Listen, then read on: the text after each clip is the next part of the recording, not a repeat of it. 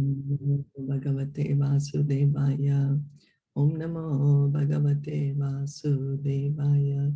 Narayanam Namaskritya Naram Cheva Narottamam Devim Saraswatim Vyasam Tato Jayam Udirayet Nashta Prayeshu Abhadreshu Nityam Bhagavata Sevaya Bhagavate Uttama Shloke Bhaktir Bhavati Neshtiki Om Gyana Timirandasya Gyananjana Shalakaya Chakshurun Militam Yena Tasmai Shri Guruve Namaha Sri Caitanya Manobhistam Stapitam Yena Bhutale Swayam Rupa Kadamayam Dadati Swapadantikam Vandeham Shri Guru Shri Yuta Padakamalam Shri Gurun Vaishnavamscha Shri Rupam Sagrajatam Sahagana Raghunatan Vitam Tam Sajivam Sadvaitam Savadutam Parijana Sahitam Krishna Chaitanya Devam Shri Radha Krishna Padan Sahagana Lalita Shri Vishakhan Vitamscha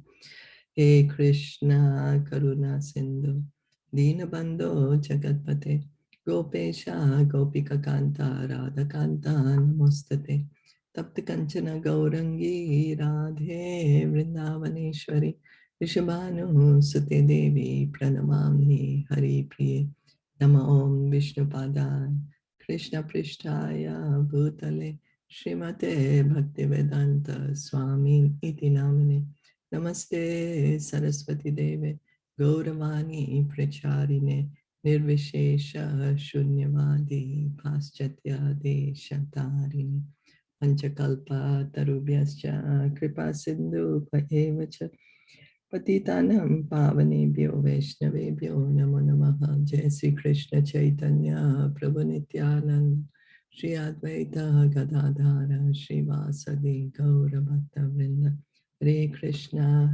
Krishna Krishna Hare Hare Hare Rama Rama Rama Hare Hare. Gonna continue reading from Srimad Bhagavatam Canto 3 Chapter 22 Text 16. Kama sabhuya narada te syaha putriya samanaya vidhav pratitaha ka eva te tanayam nadriyeta swayeva kantya shipati eva shriyam. Translation and purport by His Divine Grace, A.C. Bhaktivedanta Swami Shila Prabhupada. Let your daughter's desire for marriage, which is recognized in the Vedic scriptures, be fulfilled. Who would not accept her hand? She is so beautiful that by her bodily luster alone, she excels the beauty of her ornaments. Kardamamani wanted to marry Devvahuti in the recognized manner of marriage prescribed in the scriptures. As stated in the Vedic scriptures, the first-class process is to call the bridegroom to the home of the bride and hand her to him in charity with a dowry of necessary ornaments, gold, furniture, and other household paraphernalia. This form of marriage is prevalent among higher class Hindus even today and is declared in the Shastras to confer great religious merit on the bride's father. To give a daughter in charity to a suitable son-in-law is considered to be one of the pious activities of a householder. There are 8 forms of marriage mentioned in the scripture Manusmriti, but only one process of marriage, Brahma or Rajasika marriage, is now current. Other kinds of marriage, by love, by exchange of garlands, or by kidnapping the bride, are now forbidden in this age of Kali. Formerly, at their pleasure, Kshatriyas would kidnap a princess from another royal house, and there would be a fight between the Kshatriya and the girl's family. Then, if the kidnapper was the winner, the girl would be offered to him for marriage. Even Krishna married Rukmani by that process, and some of his sons and grandsons also married by kidnapping. Krishna's grandsons kidnapped Duryodhana's daughter, which caused a fight between the Kuru and Yadu families. This was Anirudh. Anirudh was Pradyumna's son, and he kidnapped Duryodhana's daughter. And then they kidnapped him, they imprisoned him, and then Balaramji went to Hastinapur, and there was a fight. So afterward, an adjustment was made by the elderly members of the Kuru family. Such marriages were current in bygone ages, but at the present moment, they are impossible because the strict principles of Kshatriya life have practically been abolished. Since India has become dependent on foreign countries, the particular influence of her social orders have been lost. Now, according to the scriptures, everyone is a Shudra.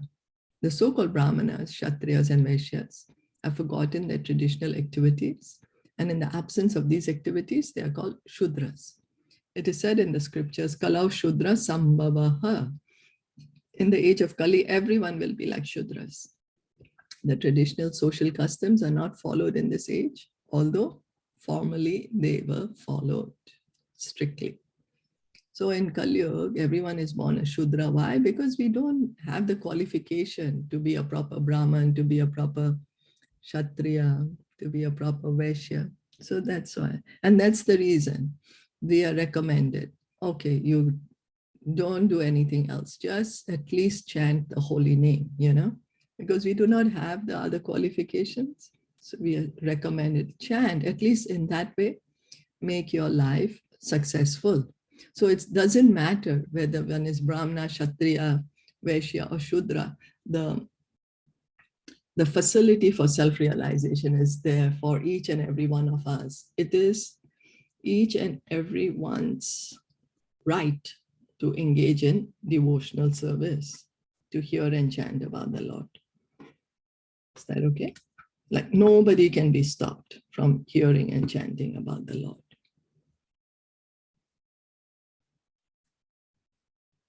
There are two kinds of that is prevailing in the Kali Yuga, right? But only one process of marriage, Brahma or Rajasika marriage. So what is this? The one that is the Kanyadan? That's what is said, yeah. Right? Yes. That is what we are doing in our society now. Yeah. The 7 Feras, and because then Prabhupada is saying that this form of marriage is prevalent even among higher class Hindus even today. So that is, yeah, Kanyadan, give daughter in charity, get her married, give her some, some gifts. Here is written ornaments, gold, furniture, other household paraphernalia. Yeah. So that's dowry, that means, right? Yes. Yes, but see, it got degraded, greed came in, people started misusing. So we pollute everything. He started demanding, no? Demanding, yeah. So we pollute everything. It's supposed to be given out of like love and respect and, out of care. Oh, my daughter is leaving, let me give her all the comforts. It stems from there. But again, it's Kali Yuga, no? So we have like polluted all the traditions with our... Yeah, and if the boy side don't get that, then many times the girl is tortured. Yeah. Right? I don't know if it's still prevalent like that. I'm not sure. But There are, these, the small villages and all that. Oh, yeah. Okay, yeah. It's a very sad thing, to misuse the scriptures for our benefit. That's what we end up doing, We misuse the scriptures for our benefit. Yeah. You're molding them as per your whims and fancies. Yeah. Like Prabhupada would say, Ardha Kukurnyaya, that you accept, then you take the full scripture, no? You accept Bhagavad Gita, you accept every part of it, not that I will accept only one part and not the other. It's like a person who has a hen and he says, I like only the back part because the back part gives me eggs, but I don't like the front part because the front part I have to feed them. I have to feed the front part. So it's such a hassle. I don't want that. So let me cut off that. And then I like only the back part. What are you going to have? No hen. You're going to have no hen in that way. So similarly, when we are trying to accept the scriptures, only one part of it because it suits to my convenience, then we have nothing. No transcendental knowledge can be gained in that way. Yeah. So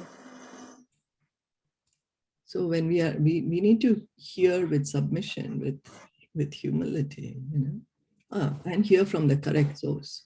Hear from the correct, very important. Who are we hearing from? So reading on 17, Yam Harmya Prishte Vanad Angari Shobham Vikridatim Kanduka Vivalakshim Vishwavasurnya Patat Swad Vimanad Vilokya Samoha Vimuda Chetaha. I have heard that Vishwavasu, the great Gandharva, his mind stupefied with infatuation, fell from his plane after seeing your daughter playing with a ball on the roof of the palace. For she was indeed beautiful with her tinkling ankle bells and her eyes moving to and fro. It is understood that not only at the present moment, but in those days also there were skyscrapers. Herein, we find the word Harmya Prishte. Harmya means very big palatial building. Swad Vimanat means from his own airplane. So then people were not only living in skyscrapers, means palatial buildings, but the whole palace was belonging to them. Not that they had a tiny room or a tiny apartment in such a big palace. They had the whole palace to themselves and also their own private jets. Swat Vimanat, from his own airplane. Private jets. How many people can afford private jets and their own palaces right now? So it is suggested that private airplanes or helicopters were also current in those days. The Gandharva Vishwavasu, while flying in the sky, could see Devahuti playing ball on the roof of the palace. Ball playing was also current, but aristocratic girls would not play in a public place. Ball playing and other such pleasures were not meant for ordinary women and girls. Only princesses like Devahuti could indulge in such sports. It is described here that she was seen from the flying airplane. This indicates that the palace was very high. Otherwise, how could one see her from an airplane? The vision was so distinct that the Gandharva Vishwavasu was bewildered by her beauty, and by hearing the sound of her ankle bells and being captivated by the sound and beauty, he fell down. Kardama Muni mentioned the incident as he had heard it. So the women, they would have their separate association. There was not very free mingling of men and women to maintain the chastity and the order, to maintain the chastity of women and to keep the lusty men away. Like we see also when Krishna was entering Dwarka. So the women are on the palaces, on the rooftops of the palaces, and then they are welcoming him. And also when he was leaving Hastinapur, there were women who went on the rooftops of the palaces to see him go. So why was this? Not as artificial, not that, oh, it's not women's right or something, not in that way. Women were given the most right. They were given a lot of respect, a lot of care and love was given. And so that because there are some men who are like lusty, so that they don't take advantage of the women. So this was the case. They were protected. They were, in fact, women were loved more before. People knew how to meet the needs of a woman, the emotional needs, like really take care of a woman, like give her really that respect, So, yeah, in Vedic culture, women were regarded very highly. And it's just later, everything got degraded. Everything has gotten degraded later. And then what happened? Lusty men started saying women's liberation. That was lusty men. Why? So they can take advantage of women. It's just because of that. Nothing else. So tam prarthayantim lalamam Shevita Shri Charaner Adrishtam Vatsam Manor Uchapadaha Swasaram Ko Nanu Manyeta Buddho Biyatam. What wise man would not welcome her? the very ornament of womanhood, the beloved daughter of Swayambhuva Manu and sister of Uttanpad. Those who have not worshipped the gracious feet of the goddess of fortune cannot even perceive her. Yet she has come of her own accord to seek my hand. So Kardama Muni is like, really welcoming her and giving her the due respect that she is worthy of. Kardama Muni praised the beauty and qualification of the Devahuti in different ways. Devahuti was actually the ornament of all ornamented, beautiful girls. A girl becomes beautiful by putting ornaments on her body, but Devahuti was more beautiful than the ornaments. She was considered the ornament of the ornamented, beautiful girls. Like we just read in the earlier verse, that the ornaments were looking beautiful because Devahuti is wearing them. Like how we hear that Krishna, he wears the ornaments and the ornaments become beautiful because he's wearing them. And there's so many descriptions. So yeah, imagine we put on so that we can look beautiful. And here the ornaments look beautiful when they're worn by beautiful, highly qualified personalities. And what to say of Lord Krishna? He's the Supreme Lord himself. Demigods and Gandharvas were attracted by her beauty. Kardama Muni, although a great sage, was not a denizen of the heavenly planets. But it is mentioned in the previous verse that Vishvavasu, who came from heaven, was also attracted by the beauty of Devahuti.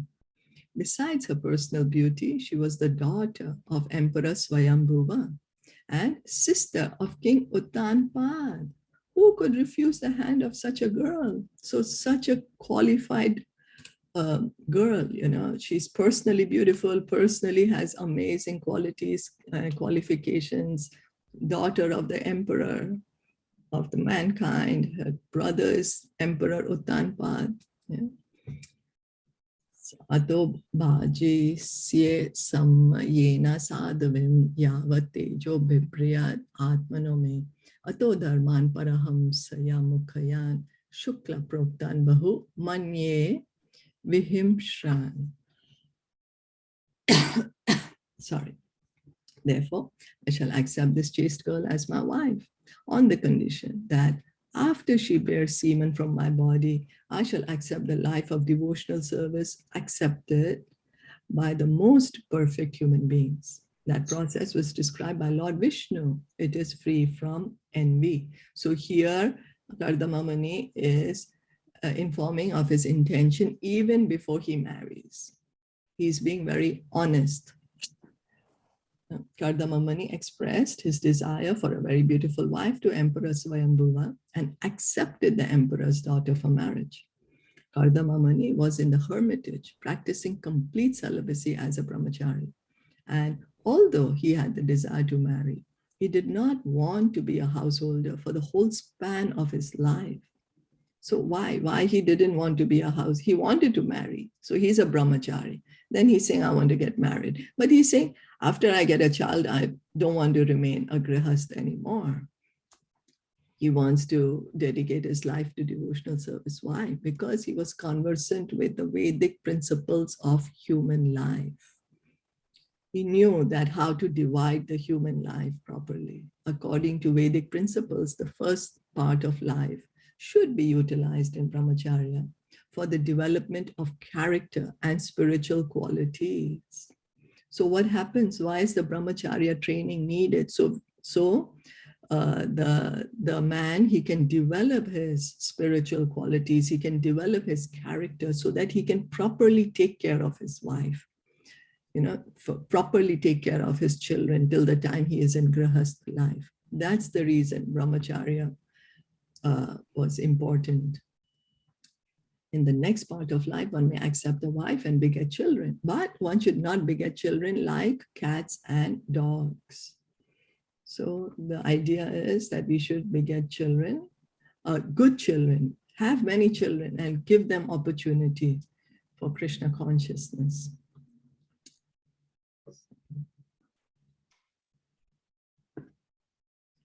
Kardama Muni desired to beget a child who would be a ray of the Supreme Personality of Godhead. One should beget a child who can perform the duties of Vishnu. Otherwise, there is no need to produce children. So Kardama Muni wanted an array of the Supreme Personality of Godhead. He wanted a good child, a devotee, an expansion of the Lord himself, or an empowered personality, personality empowered by the Lord himself. And Krishna fulfills such desires. And we should have like that desire. Why? So that the whole world can be peaceful. If we desire to have good children, and we can bring them up in devotional life, or we can at least inform them about Krishna, then the state of the society will be completely different. It'll be peaceful. There'll be happiness. There are two kinds of children born of good fathers. One is educated in Krishna consciousness, so that he can be delivered from the clutches of Maya in that very life. And the other is a ray of the Supreme Personality of Godhead, and teaches the world the ultimate goal of life. As will be described in later chapters, Kardama Muni begot such a child, Kapila, the incarnation of the personality of Godhead, who enunciated the philosophy of Sankhya. So we are going to be reading the Sankhya philosophy by Kapila Dev. Great householders pray to God to send his representative so that there may be an auspicious movement in human society. This is one reason to beget a child. Another reason is that a highly enlightened parent can train a child in Krishna consciousness so that the child will not have to come back again to this miserable world. Parents should see to it that the child born of them does not enter the womb of a mother again. Unless one can train a child for liberation in that life, there is no need to marry or produce children. If human society produces children like cats and dogs for the disturbance of social order, then the world becomes hellish, as it has in this age of Kali. So Bhagavatam says that the reason we should have children, but we should desire to have good children, those who can spread God consciousness in society. So everyone can be peaceful and happy, and that it can be the last life of that child. The child does not need to take another birth in the material world. In this age, neither parents nor their children are trained. Both are animalistic and simply eat, sleep, mate, defend, and gratify their senses. This disorder in social life cannot bring peace to human society. We can see that now. We can see we are in a pandemic situation. We are in a war situation. We can see that, what are we doing? What are we doing? Kardama Muni explains beforehand that he would not associate with the girl Devahuti for the whole duration of his life. He would simply associate with her until she had a child. In other words, sex life should be utilized only to produce a nice child, not for any other purpose.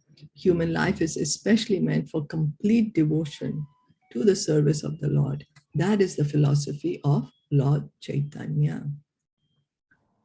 Lord Chaitanya's appearance day is coming soon. It's on Friday, 18th March, and he's the one. By his mercy, we are singing and dancing and hearing and chanting.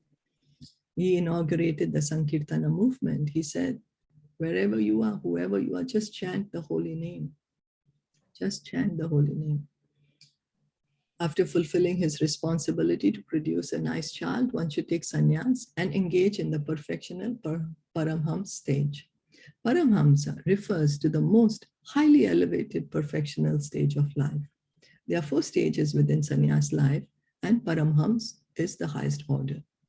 The Srimad Bhagavatam is called the Paramhamsa Samhita, the treatise for the highest class of human beings. So there are 4 kinds of sannyasis, out of which the highest are Paramhamsa. and they live their life according to Srimad Bhagavatam. The Paramhams is free from envy. In other stages, even in the householder stage of life, there is competition and envy. But since the activities of the human being in the Paramham stage are completely engaged in Krishna consciousness or devotional service, there is no scope for envy. So we had been reading recently in teachings of Queen Kunti how each and every one is potentially envious of each other. And it is because of this envy that we are here in the material world. And Prabhupada says the test is like that. If we are envious, we are in the material world. If we are free of envy, then we are liberated. Now, I might hallucinate and I might say, oh yes, I am free of envy. I'm not envious of anyone. But then that's my hallucination. You know. So anyway, in the same order as Kardama Muni, about 100 years ago, Thakur Bhakti Vinod also wanted to beget a child who could preach the philosophy and teachings of Lord Chaitanya to the fullest extent. By his prayers to the Lord, he had his child Bhaktisiddhanta Saraswati Goswami Maharaj, who at the present moment is preaching the philosophy of Lord Chaitanya throughout the entire world through his bona fide disciples. Srila Bhaktivinoda Thakur, a great acharya in our line, he also wanted a child who would be empowered, who could preach the message of Lord Chaitanya, who would bring everyone to Krishna consciousness. And he got, and that was Srila Bhaktisiddhanta Saraswati Thakur, the spiritual master of Srila Prabhupada.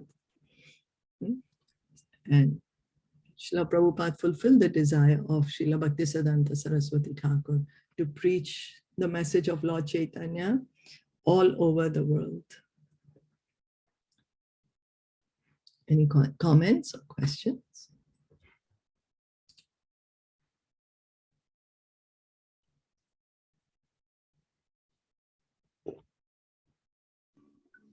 No, all good. Anyone wanted to add? No? So as this one Yes, please.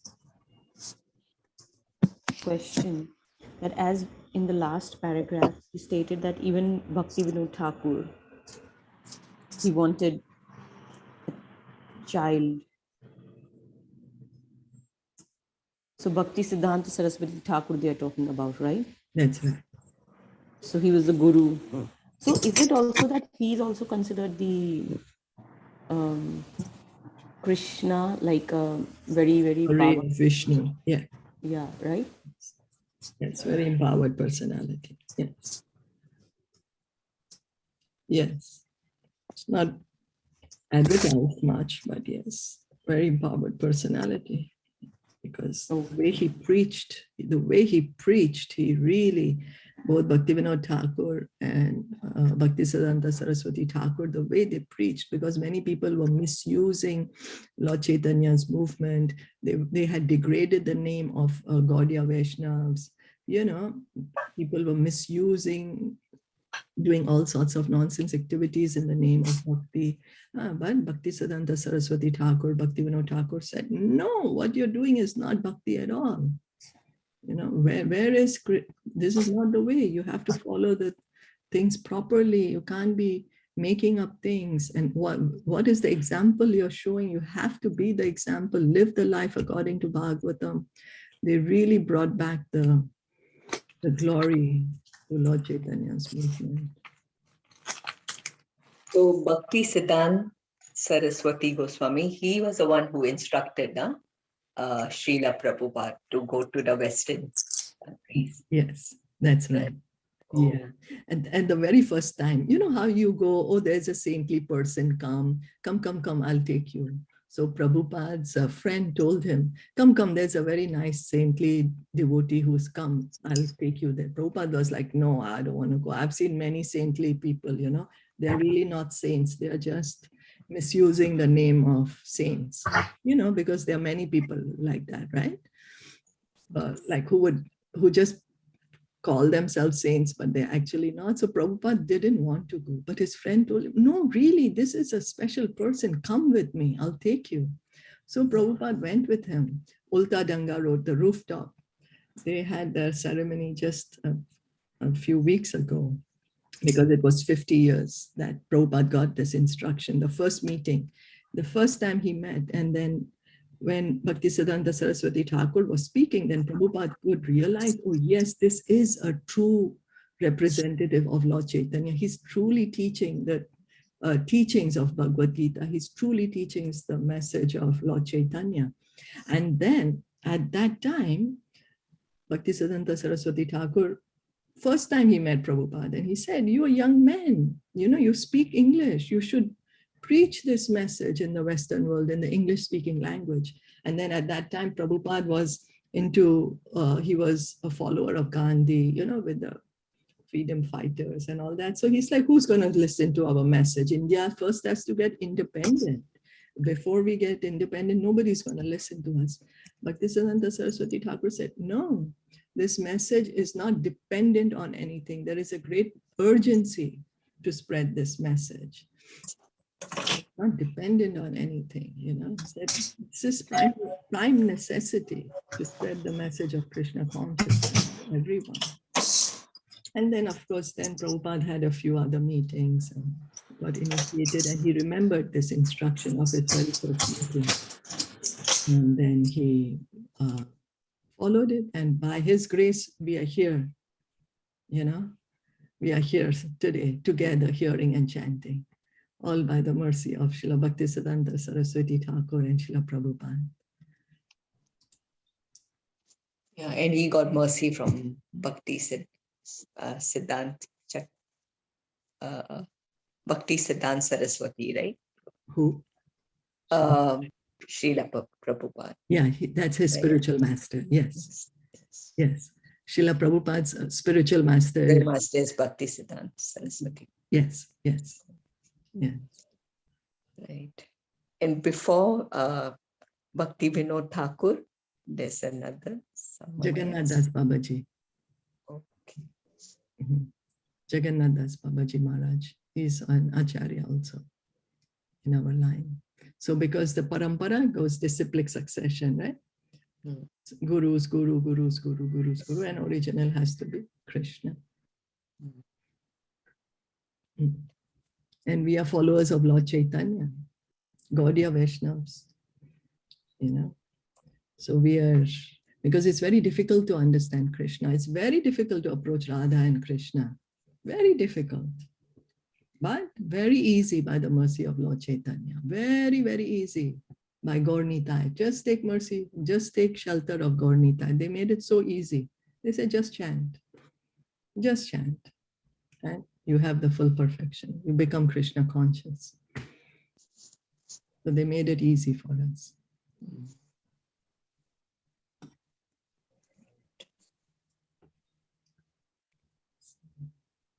We'll stop here for today.